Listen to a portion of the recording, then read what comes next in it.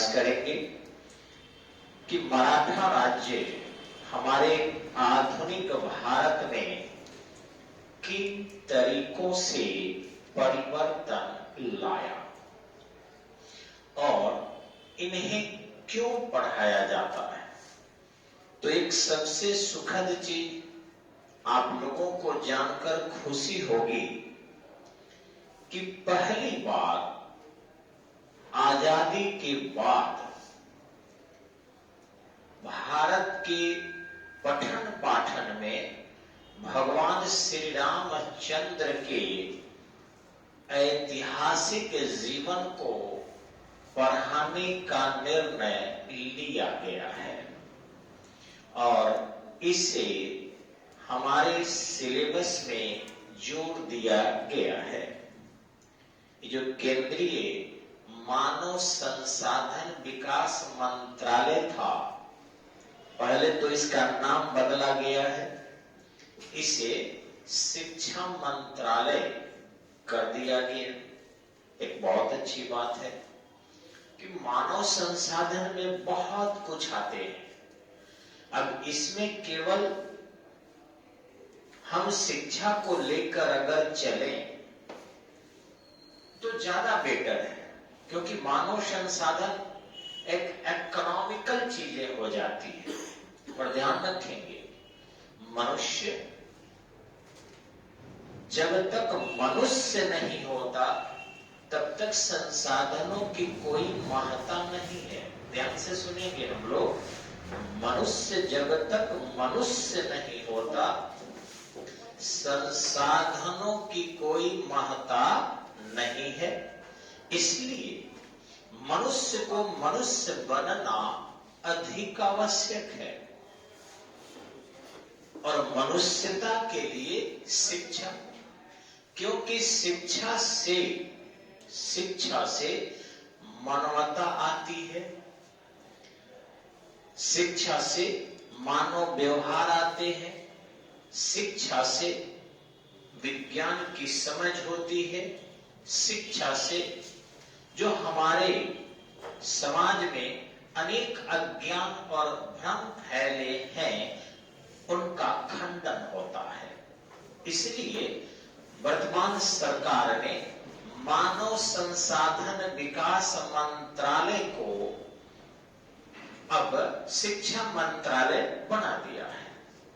उसी के तहत शिक्षा एक अच्छे व्यक्ति के जीवनी को जानने से बेहतरीन मिलती है।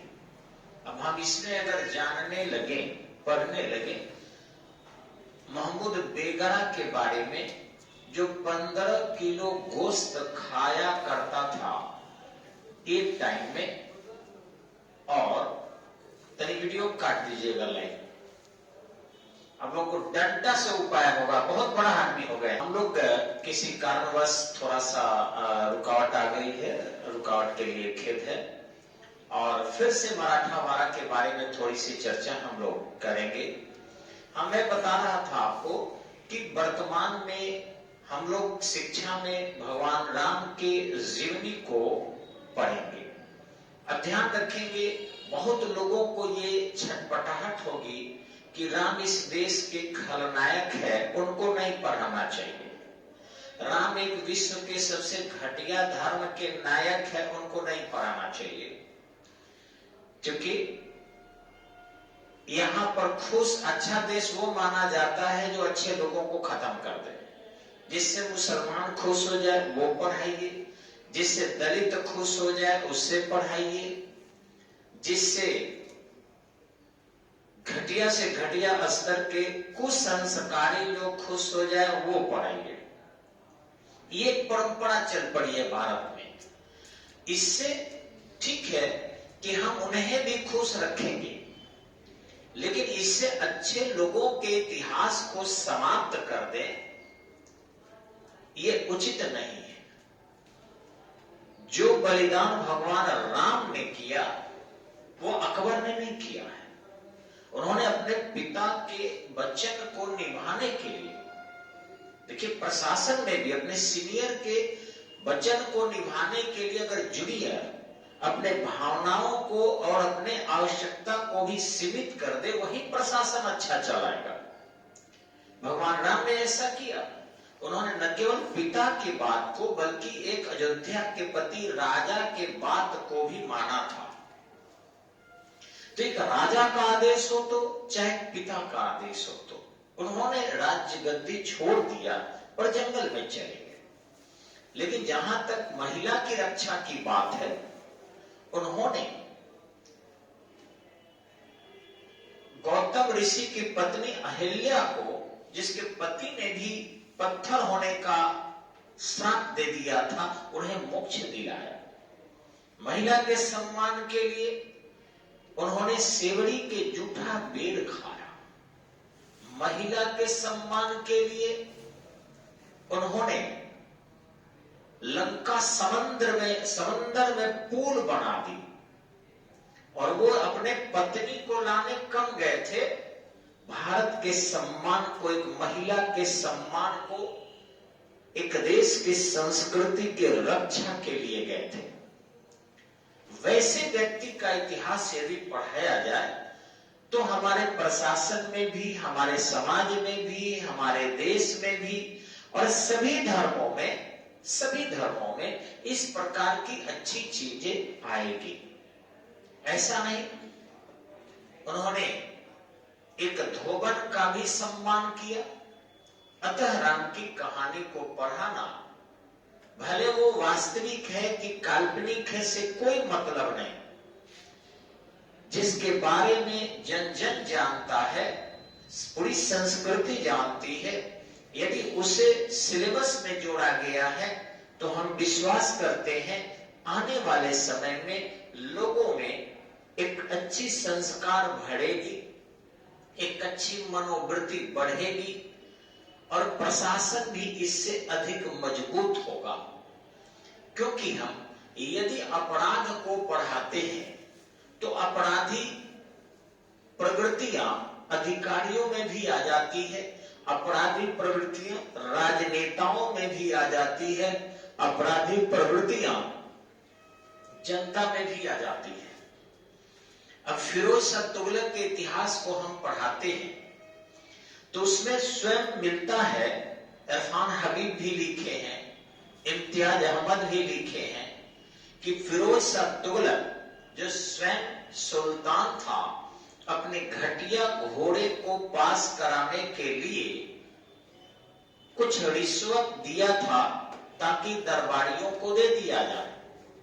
अब आप सोच सकते हैं कि जब भारत का सुल्तान रिश्वत दे रहा हो तो आज हमारे चीफ मिनिस्टर है, प्रधानमंत्री है, ये लोग भी समर्थन प्राप्त करने के लिए ये चीज सीख सकते हैं।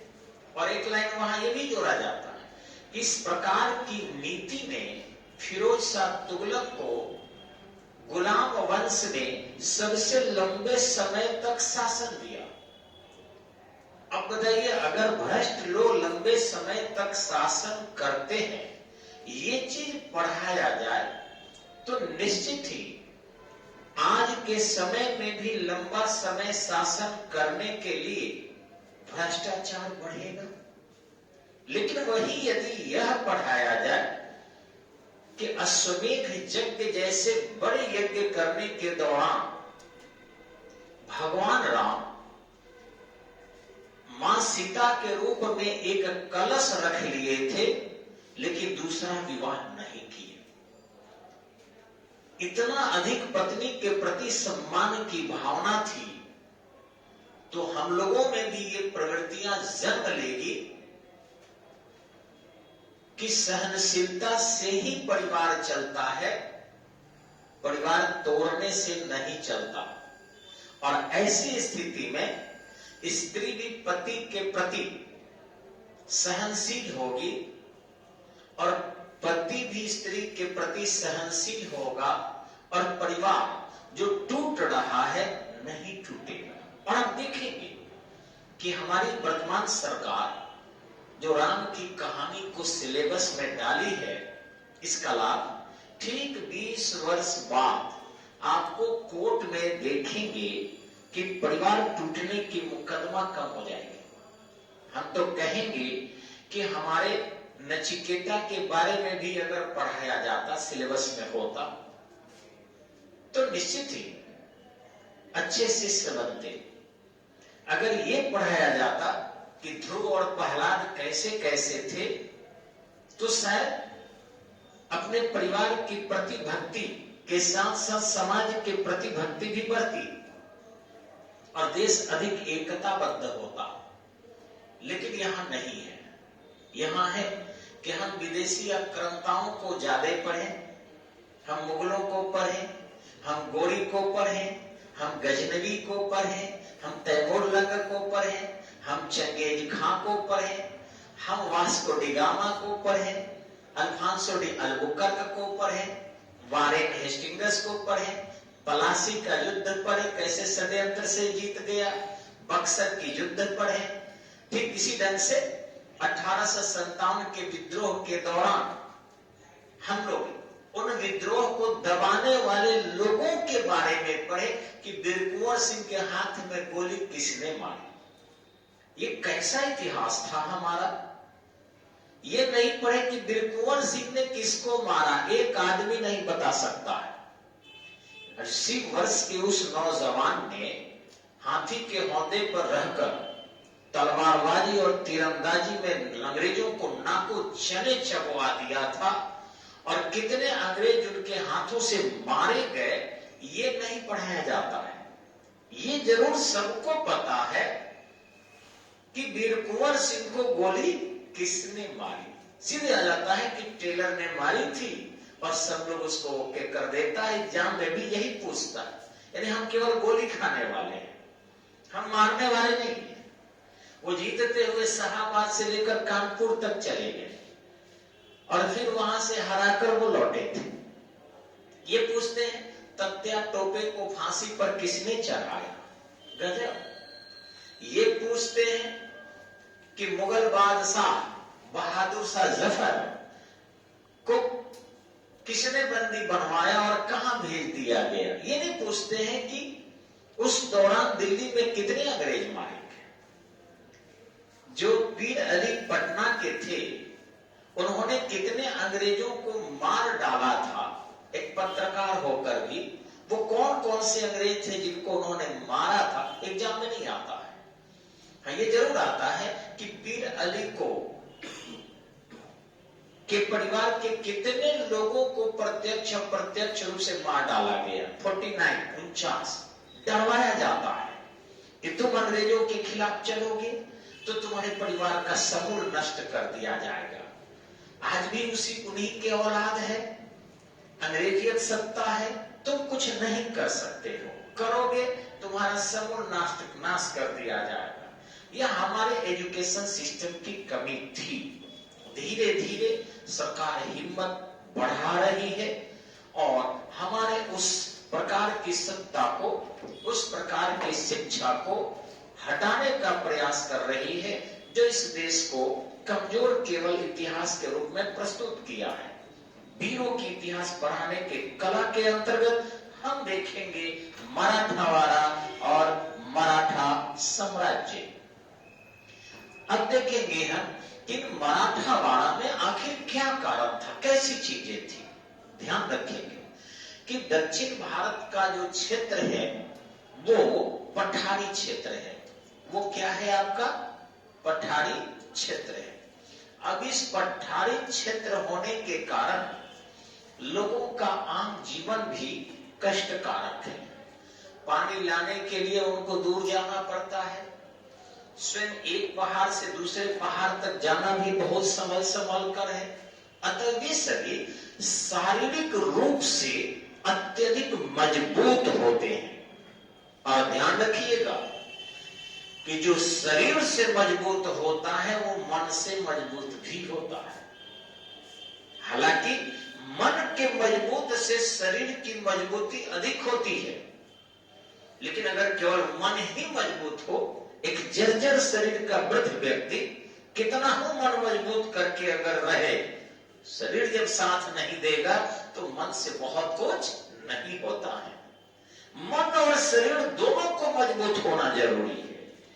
तो शारीरिक रूप से बहुत मजबूत होते हैं मराठा वारा के लोग, क्योंकि पर्वतीय क्षेत्र उबड़ खाबड़ है।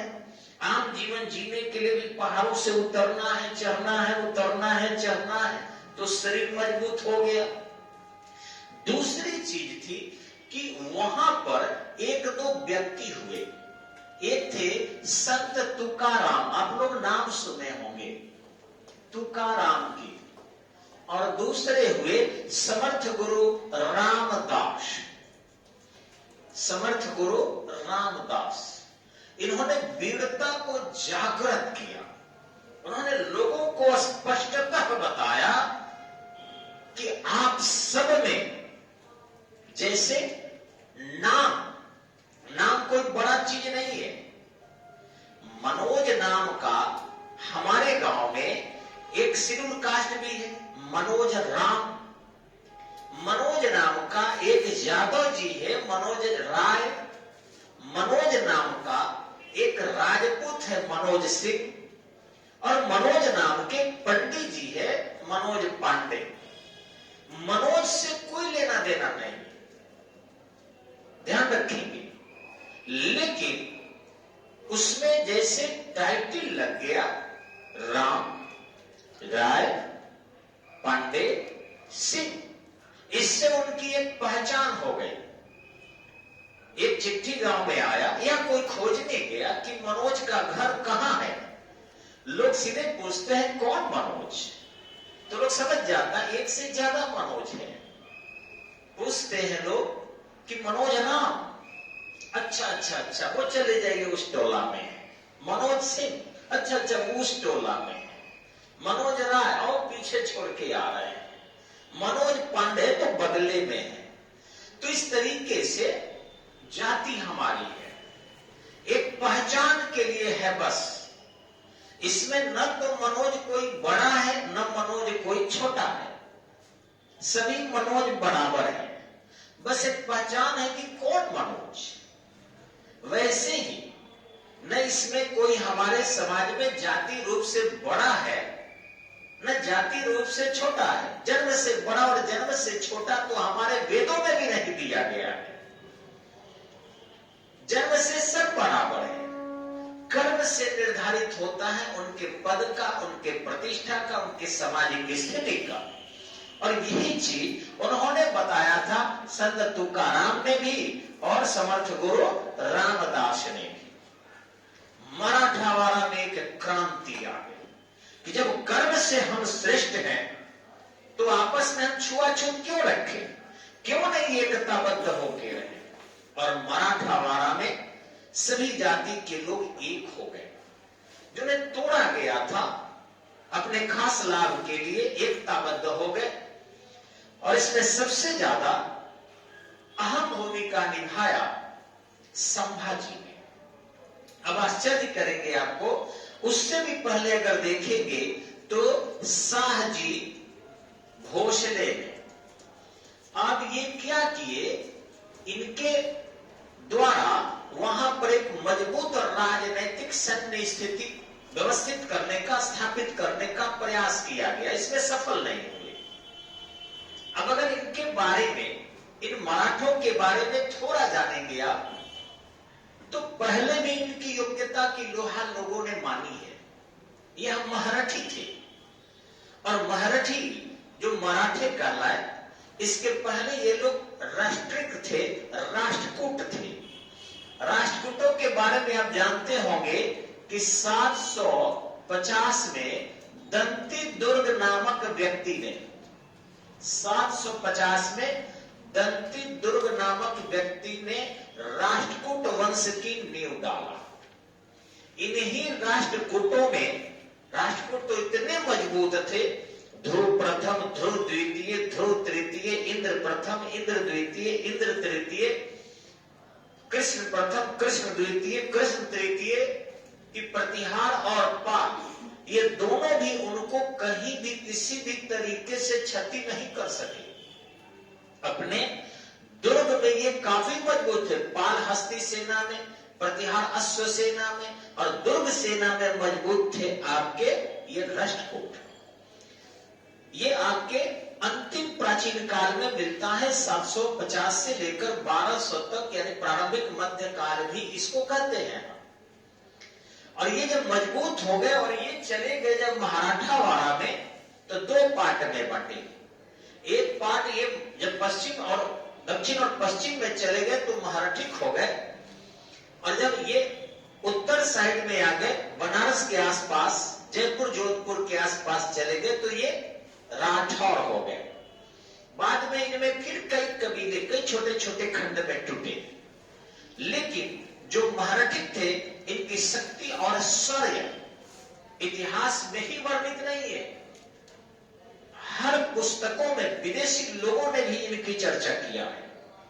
इनमें शिवाजी को देख सकते हैं, बिल्कुल सामान्य कद काठी का, लंबाई भी काफी कम थी, सचिन तेंदुलकर की तरह एकदम छोटा सा, लेकिन भुजाओं में और मन में एक ऐसी ताकत सचिन तेंदुलकर में थी जो रिकॉर्ड पर रिकॉर्ड, रिकॉर्ड पर रिकॉर्ड बनाते गया। वैसे ही शिवाजी में भी थी। देश के लिए सचिन भी खेला, देश के लिए शिवाजी भी जीवन जिए। हुआ क्या कि सबसे पहले मुगलों में जहांगीर था जो अपनी सेना में मराठों की भर्ती किया। सबसे पहले कौन था? जहांगीर। आपके एग्जाम में आता है, ध्यान रखिएगा कि जहांगीर था मुगल बादशाह, और इसी के पुत्र था आपका शाहजहां।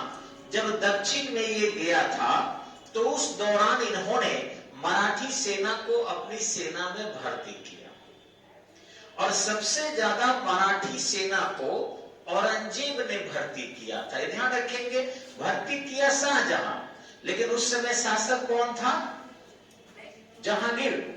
तो एग्जाम में पूछे कि कौन व्यक्ति था जो कौन मुगल शासक था जो मराठों को अपनी सेना में भर्ती किया, तो उत्तर होगा जहांगीर। लेकिन भर्ती कौन किया था उस समय, राजकुमार कौन था? तो आपका उत्तर क्या होगा? शाहजहां। राजकुमार था शाहजहां, जब दक्षिण भारत के आक्रमण पर गया था। लेकिन एक और चीज जान ले आप कि जब जहांगीर ने ये भर्ती किया उसको, तो बहुत सूक्ष्म सैनिक के रूप में, छोटे से एक दल के रूप में जो दक्षिण भारत के आक्रमण को अंजाम देते। लेकिन जब वही दक्षिण भारत के आक्रमण में आवश्यकता ज्यादा पड़ गई, तो औरंगजेब सबसे ज्यादा मराठों को अपनी सेना में भर्ती किया, मराठों से ही लड़ने के लिए। भी सुनिए, तो ये जो मैंने आपको बताया था कि जो शाहजी भोसले थे, इन्होंने कभी गोलकुंडा में और कभी बीजापुर में अपनी सैनिक सेवा दे रहे थे। इसी सैनिक सेवा के दौरान उन्होंने एक तुकोजी मोहिते पर मोहित हो गए। अब जब ध्यान रखेंगे, लोग कहता है काठ को भी सौत नहीं भावत है। सेंटिमेंट से जुड़ा हुआ पारिवारिक संबंध होता है, और थोड़ा सा भी इसको खंडन कर दिया जाए तो सबसे बड़ा खंडन है। एक और चीज बता दें आपको, शंका भी एक बहुत बड़ी चीज होती है। माता सीता को भी शंका हो गया कि शायद राम दूसरा विवाह कर लिए हैं क्या, बिना पत्नी के तो अश्वमेध यज्ञ होता नहीं है। तो इस ढंग से ये शंकाएं जो है बहुत ज्यादा क्षति करती है। हालांकि अभी हमारे कानून बना है कि अपने संबंधी पर, करीबी पर, पत्नी पति पर और पति पत्नी पर अगर शंका करता है तो शंका करने वाला सबसे बड़ा अपराधी है। उसे शंका नहीं करना चाहिए और उसे अपमानित भी नहीं करना चाहिए। लेकिन क्या करेंगे, ये मन एक ऐसा चीज है कि हमने तो नेट पर पढ़ा है कि महात्मा गांधी भी अपने पत्नी पर शंका करते थे। वो उनके सभाओं में जाने पर थोड़ा सा चिंतित हो जाते थे। पढ़े हैं, अब सही है कि गलत है तो नेट की बात है। अब उनके व्यवहार की चर्चा उन्होंने नहीं किया है कहीं, लेकिन वो कहते थे कि आप ज्यादा सभाओं में न जाएं, ज्यादा जो है आंदोलन में भाग न लें, आप घर में ही बंदी रहें या घर का ही कार्य देखें। ऐसा आया है नेट पर। अब नेट में बहुत सारी चीजें गलत भी होती है, तो इस तरीके से शंका एक बहुत बड़ी चीज है। जीजाबाई उनकी पहली पत्नी थी, वे शंका करने लगी और तुकोजी मोहिते से उनकी थोड़ी सी वैमनस्यता बढ़ गई।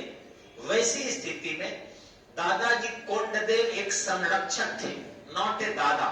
दादाजी कोंडदेव एक नाम था, जैसे काका हाथरसी एक नाम है। अब काका हाथरसी जो बहुत व्यंग्य में कविता लिखा करते थे, हास्य कवि थे, वो पूरे देश भर के काका नहीं थे, एक टाइटिल होता है। चाचा नेहरू पूरे देश भर के चाचा नहीं थे, एक टाइटिल होता है, उपमा होती है। तो इस तरीके से उनको भी कहा जाता था दादाजी कोंडदेव। वो कोई शिवाजी के दादा नहीं लगते थे, बल्कि एक संरक्षक थे। उनके देख रेख में पुणे चले गए। मां की भूमिका शिवाजी के लिए बहुत बड़ी रही। जीजाबाई उन्हें हर प्रकार के भावनात्मक प्रशिक्षण दी और सैन्य प्रशिक्षण दादाजी कोंडदेव दिए। और ऐसी स्थिति में उन्होंने मुगलों को, पहले तो बीजापुर को, फिर गोलकोंडा को और फिर मुगलों को भी नाको चने चबवा दिया। यह चर्चा करेंगे हम अभी बस थोड़ी देर में दूसरे वीडियो में। आते हैं हम लोग फिर थोड़ी देर बाद। जय हिंद, जय भारत।